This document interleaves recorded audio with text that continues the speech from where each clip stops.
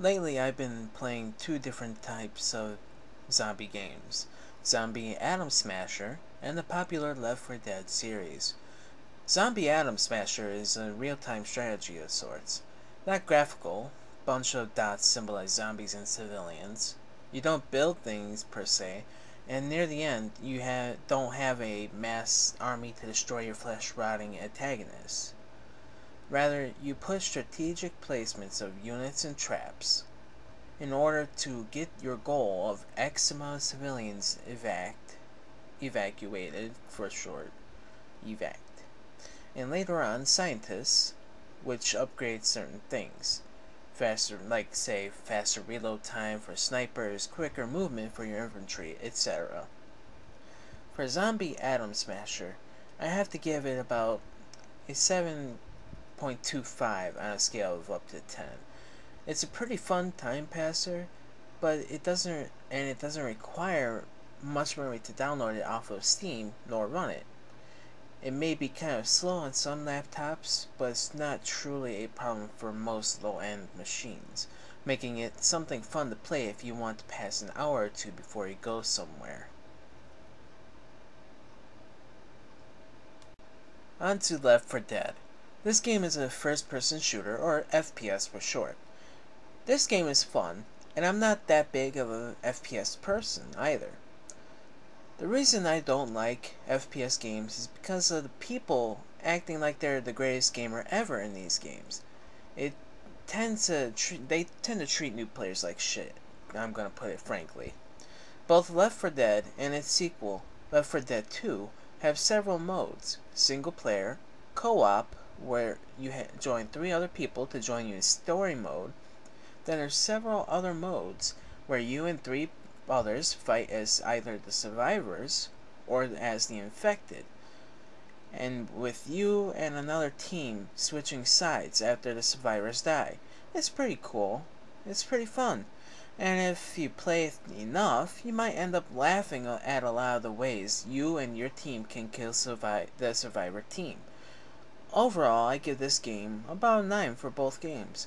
They're solid, they're fun, and it makes me want to play them over and over again. Playing the different modes adds more playability and more fun rather than going through the story maps over and over again. Let's talk about the subject of the undead. This encompasses zombies and vampires and a little of their background, and why I laugh when I hear anyone from the branches of Catholicism mention Jesus rising after 3 days, or when I hear priests call wine as the blood of Christ.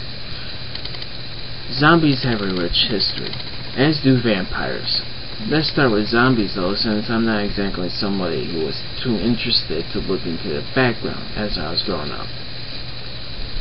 Recently I did some research though. Zombies became famous through voodoo, which is in which doctors knew different herbs would create a certain effect, if you will, on the human body. As we know now, the pufferfish is actually toxic to humans, a paralytic. Blowing this powder made of its flesh into the face of an enemy would create a death,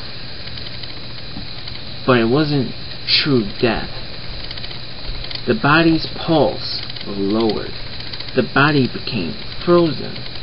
Days later, the person affected would wake up. If you're like me, though, you have seen, most likely, that early episodes of 1,000 Ways to Die. In one of the early seasons, there was a small piece on this very subject, only the person woke up buried and in a coffin, with grave robbers coming upon his casket, and they saw him dead, and in a position as if he was trying to claw his way out of the casket. Now, it's a sad death. It really is. But let's get back to Jesus, shall we? We've heard it from our parents, who've heard it from theirs, and so on and so forth, and from the church. Jesus rose from his death 3 days later. Given what we know now, Is he not a zombie? In Zechariah 14:12, it is written, "And the Lord will send a plague on all the nations that fought against Jerusalem.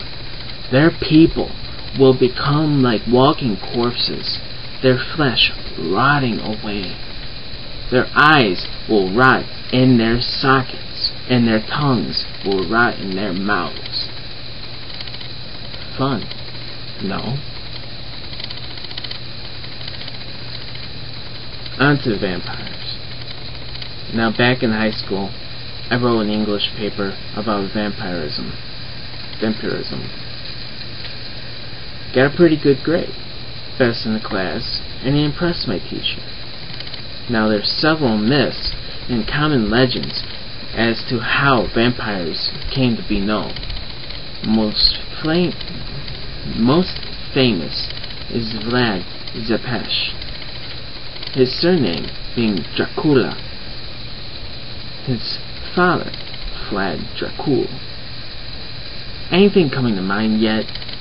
I can name something right now. It is possibly the most famous vampire book ever created, and it's not fucking Twilight. This book is made by Bram Stoker. The book name is Dracula. While it is known that Stoker didn't know much about Vlad, he did recognize brutality. And Vlad was plenty of that. The perfect base for a vampire. Another famous person who lent their name to the vampire cause unknowingly is none other than Countess Elizabeth Bathory. The reason, you may wonder. She bled virgins so that she could bathe, believing that by bathing in virgin blood that she could retain her youth. Now, let's add these two together. Dracula plus Elizabeth plus the following reason that I'm going to name will equal, there we go, vampire lore. Porphyria. Most people don't know this disease. Most don't know what cutaneous porphyria is. Cutaneous porphyria is porphyria that affects the skin. Photosensitivity, blisters, and necrosis of skin and gums. Doesn't sound good, does it? The biggest part, though, that we only know, except for people who think Twilight is actually books about vampires and werewolves, and not an idiot person's own projections on what she thinks is hot and wishes happened to her. She writes herself like she's Bella, by the way.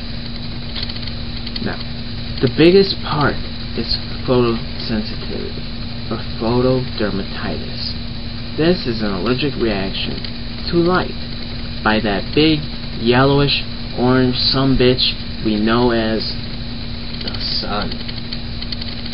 Exposure to the sun when you have cutaneous porphyria will result in rashes, and in prolonged exposure, you'll get blisters. Now let's think of these three things, shall we? The common factor in all of this is skin and blood, is it not? Skin rashes and blisters. A woman bathing in blood. A man so brutal he used to shove his enemies onto giant stakes while they still lived. Now think about Jesus. Think about what I just said about zombies and vampires and their backstories. In Matthew chapter 26 verses 26 to 29, Mark chapter 14 verses 22 to 25, Luke chapter 22 verses 19 and 20, Jesus takes bread, breaks it, and gives it to the disciples, saying, "This is my body, which is given for you." In 1 Corinthians chapter 11 verses 23 to 26, Apostle Paul provides the theological underpinnings for the use of the Eucharist, stating, "This cup is the new covenant in my blood. Do this whenever you drink it, in remembrance of me." Do you see why I laugh now? Jesus has been turning the believers into zombies and vampires for 1,000 years. Know what I think of Jesus Christ? Jesus was the original troll.